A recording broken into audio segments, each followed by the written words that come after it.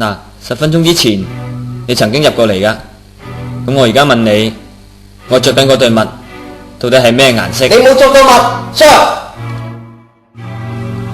好，我再問你，你點解要加入我哋嘅機械人足球隊啊？因為我要發揮我創意精神，以及增長我知識面，Sir。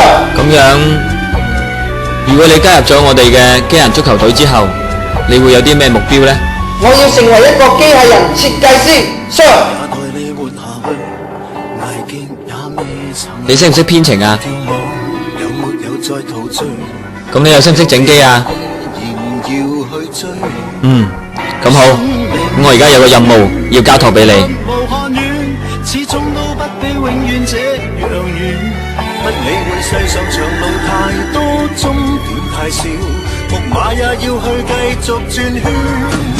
明明我已晝夜無間踏進面前路，夢想中的彼岸為何還未到？如果再有人夠膽偷懶，就會好似佢咁樣噶啦。你哋有冇人想同佢交換？有終點，誰能知道？在這詳細的無間道。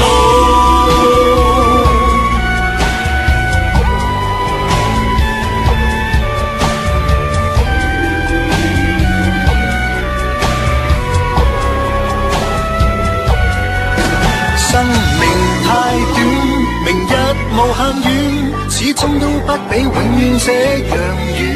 不理會世上長路太多，終點太少，木馬也要去繼續轉圈。明明我已晝夜無間踏進面前路，夢想中的彼即刻同我改到個防撞嘅程式，將個感光 sensor 同埋個接觸 sensor 同我加強一啲。即刻改用第二個 program， 要快。詳細的無間道，如何能離開失樂園？能流連忘返總是情緣，要去到極樂遙長路遠，吃苦中苦，苦中苦，亦永不間斷。明明我已晝夜無間踏進面前路，夢想中的彼岸為何還未到？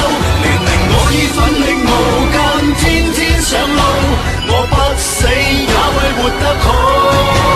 快到終點才能知道，又再回到起點。